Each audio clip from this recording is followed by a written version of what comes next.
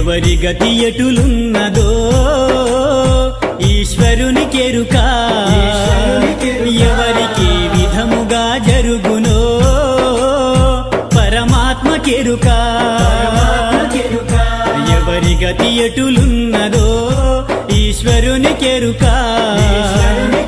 ఎవరికి విధముగా జరుగునో పరమాత్మకెరుక ఎవరి స్థితి ఎటులున్నదో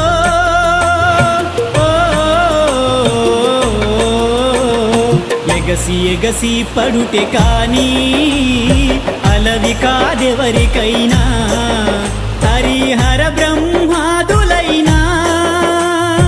అనుభవించక తీరదు